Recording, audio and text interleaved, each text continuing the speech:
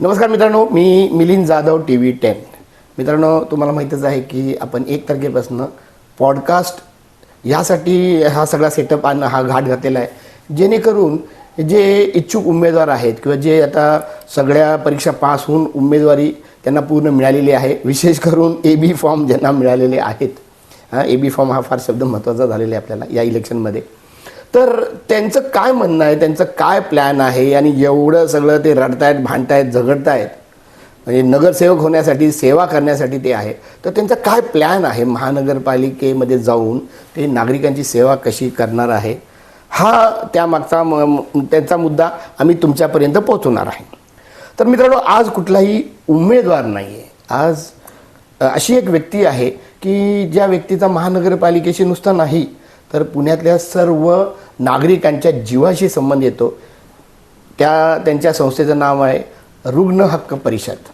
मित्रांनो, मी जेव्हा म्हणतो की आरोग्य, तर मी नागरिकांच्या आरोग्याच्या विषयी ही व्यक्ती आहे आणि त्यामुळं ती सगळ्यांच्या हृदयाला अगदी म्हणजे भिडते आणि त्यांचे ते प्रॉब्लेम सॉल्व्ह करते. म्हणजे थोडक्यात जे रुग्ण आहेत ते आणि जे संबंधित डॉक्टर असेल, अधिकारी असेल, महानगरपालिकेचे असतील, तर यांच्यामधला म्हणजे दुवा म्हणून ते काम करतात. तर आज आपल्या समोर आहेत उमेश चव्हाण साहेब. नमस्कार.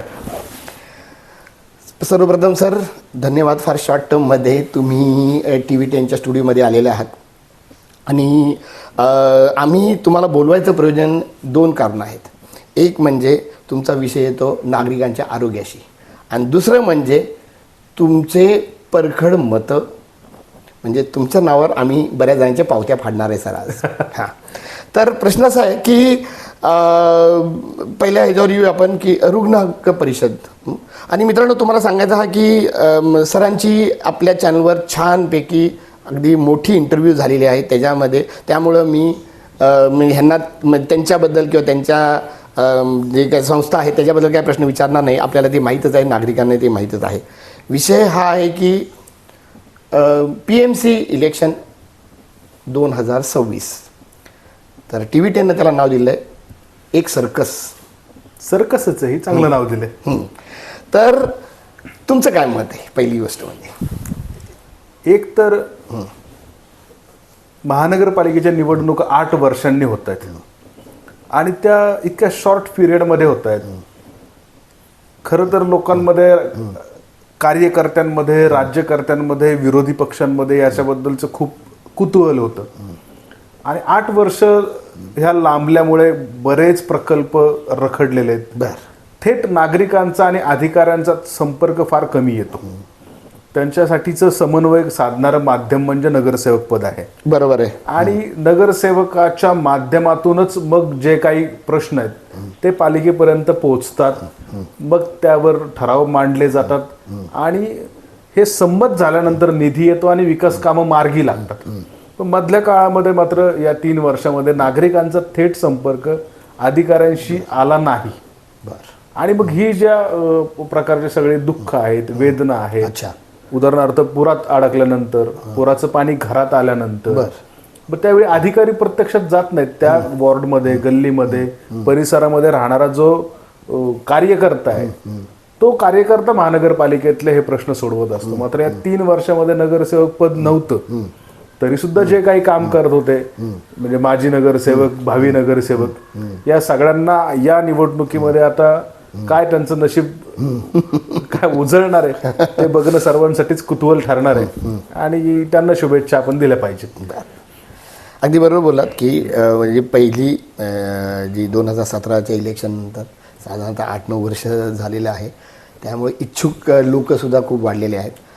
सर, दुसरा मुद्दा परत असा आहे की, आणि विशेष करून तुमच्या बाबतीत असं की आरोग्याच्या संबंध तुमचा येत असल्यामुळं, तुम्ही मध्यस्थाचं काम करत असल्यामुळं बऱ्याच वेळा पॉलिटिशियन लोकांची तुम्हाला मदत लागते आणि तुमची त्यांना लागते. हो, तुमची त्यांना जास्त लागत असल्यामुळे तुमचे मी पाहिलेले कॉन्टॅक्ट्स अगदी वरपर्यंत, अगदी मुख्यमंत्री असू द्या, मला म्हणजे राष्ट्रीय पातळीवर मला फारशी कल्पना नाही, पण तरी आपल्या महाराष्ट्रापुरतं आहे की जबरदस्त आहे. तुम्ही पुस्तक प्रकाशन वगैरे जे केलं होतं त्यावेळी सुद्धा माजी मुख्यमंत्री आले होते. तर आम्हाला म्हणजे ह्याचा अभिमान आहे आम्हाला. माझा मुद्दा मात्र हा आहे की ह्या सगळ्या पक्षातल्या लोकांशी सगळ्यांशी तुमचा संबंध येतो. तर आत्ताची जी परिस्थिती आहे महाराष्ट्राची, म्हणजे विधानसभेची निवडणूक झाल्यानंतर 2019ची जी निवडणूक झाल्यानंतर खऱ्या अर्थाने सर्कस सुरू झाली. हां, कोण कुठल्या पक्षात आहे, कोण कुठला पक्ष फुटतोय, कधी आज रात्री एका बरोबर आहे तर सकाळी कुणाबरोबर आहे ह्याची काही कल्पना नाही. यावर सर तुमचं काय मत आहे आणि तुमचं थोडक्यात भाष्य पाहिजे की महाराष्ट्रामध्ये समाजवादी पक्ष होता, समाजवादी विचारधारा होती. माझ्या मते समाजवाद्यांपैकी आता एकही आमदार निवडून येत नाही.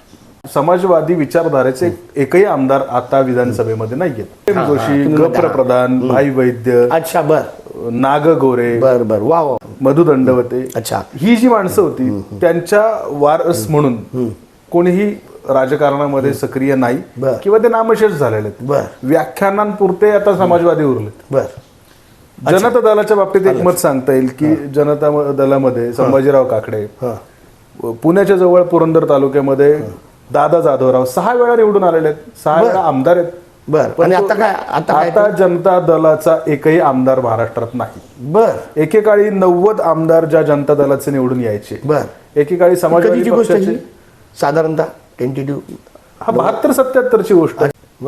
जनता दलाच्या आमदारांची संख्या 0 आहे. बर, समाजवादी पक्षाच्या आमदारांची संख्या 0 आहे. बर, एकेकाळी रिपब्लिकन पक्ष इथे मजबूत होता, नंतर रिपब्लिकन पक्षाचे अनेक गट झाले, तट झाले. बर, रिपब्लिकन पक्षाचे लोकसभेत निवडून येण्याची नामुष्की आरपीआय, प्रकाश आंबेडकरांचा, रामदास आठवलेंचा, जोगेंद्र कावाड्यांचा पक्ष, हे स्वतःच्या ताकदीवर एकेकाळी लोकसभेत निवडून जात होते, परंतु त्यांच्यावरती निवडून येण्याची नामुष्की आलेली, ते निवडून येऊ शकत नाही.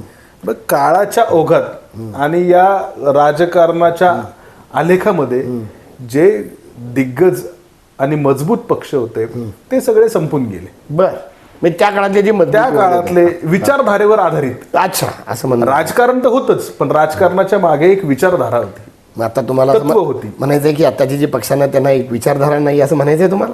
कोणत्या प्रकारची विचारधारा? नाहीच विचारधारा. कुठली विचारधारा? म्हणजे कुठली, म्हणजे अगदी भाजप असू द्या, काल परवा भारतीय जनता पार्टीमध्ये विकास कामांसाठी तिकीट मागणारे जे बालवडकर होते, अच्छा, ते एका रात्रीत राष्ट्रवादीमध्ये गेले. मग भारतीय जनता पार्टी नावाचा एक विचार आहे, बरोबर आहे. त्याच्या पाठीमागे अटल बिहारी वाजपेयींपासूनचा महामयूर म्हणतात ज्यांचं कवी हृदय आहे. फार मस्त नाव घेतलं सर. मग अटल बिहारी वाजपेयींची विचारधारा, प्रमोद महाजनांची विचारधारा भारतीय जनता पार्टी बरोबर होती. अगदी. मग तिकीट मिळालं नाही की विचारधारा संपते आणि फार टोकाची विचारधारा असलेल्या अजित पवारांबरोबर ते जातात. अगदी उदाहरण छान दिलं सर तुम्ही. मग विचारधारा कुठे आजच्या राजकारणामध्ये? बरोबर आहे. बरं. आणि जे सचिन दोडके इथे होते ते तिकडे गेले. बापू पठारे आज राष्ट्रवादीचे आमदार आहेत.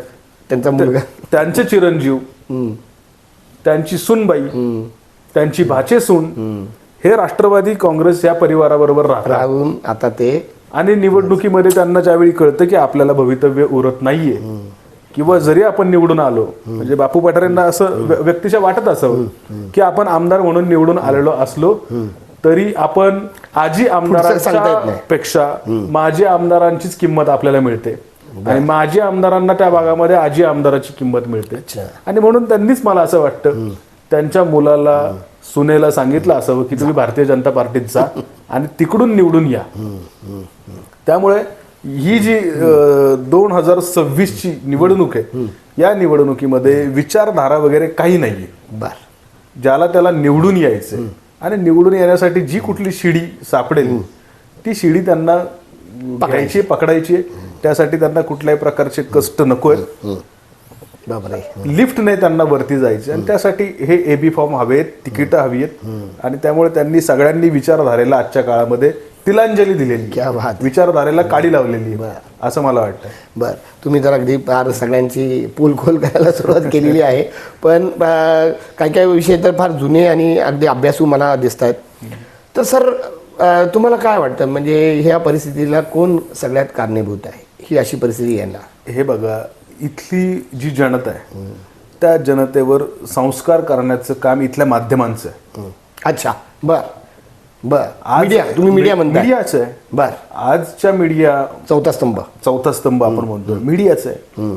इथल्या अधिकाऱ्यांचं आहे. सगळीच गोष्ट राज्यकर्त्यांवर राजकारण्यांवर ढकलून चालणार नाही. बरोबर. राजकारण हा बदमाशांचा शेवटचा अड्डा आहे असं कितीतरी नाटकांमध्ये म्हटले, कितीतरी सिनेमांमध्ये म्हटले. क्वालिफिकेशन आहे का बदमाशांचा अड्डा आहे असं म्हटले गेले. त्यांच्यावरची जबाबदारी नाहीये. जबाबदारी कोणावर आहे? जबाबदारी सुशिक्षितांवर आहे, उच्च शिक्षितांवर आहे, इथल्या लेखकांवर आहे, इथल्या साहित्यिकांवर आहे, इथल्या नाट्यकर्मींवर जबाबदारी आहे. समाज घडवण्यासाठी इथले अधिकारी आहेत, आजी माजी सनदी अधिकारी आहेत, विचारवंत, व्याख्याते आहेत, यांच्यावर समाज घडवण्याची एक जबाबदारी आहे. आणि मग हे राजकारण असं तळाला का चाललेलं आहे? तर इथली लोक जागरूक नाहीत म्हणून चाललेलं आहे. नागरिक, जनता जागरूक नाहीये. मी जनतेचा एक भाग आहे सर. हा फार एकदम. मी इथल्या आजच्या काळातल्या पिढीला, आजच्या जनतेला दुर्दैवी मानतो की इथल्या आजच्या पिढीवर जे संस्कार त्या काळात साने गुरुजींनी केले होते, जे संस्कार यशवंतराव चव्हाणांचा महाराष्ट्र म्हणतो त्यांनी केले होते, आपण SM जोशी, राम मनोहर लोहिया, आंबेडकर, रानडे, आगरकर या सगळ्यांची नावं या महाराष्ट्रामध्ये घेतली जातात. फुलेशाह आंबेडकरांचा महाराष्ट्र म्हटलं जातं. मग त्या विचारधारेवर आधारित असलेली जनता किंवा पिढी आज कुठेतरी 10% तरी पुढे जायला हवी होती. पण आजच्या काळातली जनता जर आपण बघत असू तर गुन्हेगारांचं उदात्तीकरण करतात. 18-19 वर्षाची, 14-15 वर्षाची मुलं कोयते घेऊन फिरतात. कोयता गँग का बघतो या मुद्द्यावरून कोणाचं तरी मर्डर करतात. अरे बापरे. मग हा समाज कुठे चाललाय नेमका? आणि मग या समाजाला जर चांगले संस्कार करायचे असतील, चांगल्या पद्धतीने या पिढीचं भवितव्य उज्ज्वल घडवायचं असेल, आजच्या काळातल्या मुलांना चांगलं काय वाईट काय, भ्रष्टाचारी राज्यकर्ता कोणता, तो आजपर्यंत भ्रष्टाचार करतोय म्हणून आम्ही त्याच्यावर टीका टिप्पणी केली, आणि तो भ्रष्टाचारी आमच्याकडे आला की लगेच तो पवित्र झाला. याच्यातला साधा भेद कळू नये. मत देताना एक गोष्ट कळली पाहिजे की यांना आम्ही का दूर ठेवलं, कारण तुम्ही सांगितलं होतं हे भ्रष्टाचारी होते म्हणून आम्ही त्यांना दूर ठेवलं. आज तुम्ही त्यांना पक्षात घेतलं, मग आम्ही त्यांना मतदान करणार नाही ही भूमिका जनतेने घ्यायला हवी ना. अच्छा, म्हणजे पक्षावर सुद्धा त्या जनतेनं ही भूमिका घ्यायला पाहिजे. पण ते घेत नाही. आंधळेपणाने एखाद्या पक्षावर प्रेम करणं वाईट आहे. अच्छा, कुठल्याही पक्षावर आंधळेपणाने प्रेम करू नये, डोळसपणाने करावं. आज आपण एक गोष्ट बघतोय की आंदेकरांच्या घरातील दोन्ही महिलांवर आरोप आहेत. आरोप सिद्ध झालेले नाहीयेत. त्यांच्याच घरातील मुलगी सांगत आहे की माझ्या मुलाला 19 वर्षांच्या मारलेलं आहे, एका व्यक्तीने त्याच्या नातवाचा खून केलेला आहे. आपल्याला हे सगळं दिसतंय. तर अशा गुन्हेगारी प्रवृत्तीच्या घरामध्ये 2-2 तिकीट द्यावीत का? अजितदादा आज उपमुख्यमंत्री आहेत. कायदा सुव्यवस्थेच्या बाबतीत ते बीडला जाऊन गप्पा मारतात. पुण्यामध्ये कायदा सुव्यवस्था कशी आहे चला मी तुम्हाला दाखवतो असं बीडच्या लोकांना सांगतात, आणि ते इथल्या गजा मारण्याच्या बायकोला तिकीट देतात. वादग्रस्त बीड सुद्धा काही कमी नाहीच आहे. तिकडचे पालकमंत्री तेच आहेत, इकडचे पालकमंत्री तेच आहेत. ते आंदेकरांच्या घरामध्ये 2-2 तिकीट देतात. ते बापू नायर सारख्या गुंडाला तिकीट देतात. मग अशा लोकांमध्ये ज्या लोकांवर दणकटशाहीचे, मनगटशाहीचे आरोप होतात, ज्या माणसांनी अनेकदा कारावास भोगलेला आहे, तो काय स्वातंत्र्याच्या लढ्यातला कारावास नाहीये, हा आंदोलनातला कारावास नाहीये, ज्याचा अभिमान वाटावा आपल्याला, अभिमान वाटावा असा तुरुंगवास यांनी भोगलेला नाहीये. यांनी जो तुरुंगवास भोगलाय, यांच्यावर जे गुन्हे दाखल आहेत हे गंभीर स्वरूपाचे फौजदारी गुन्हे आहेत.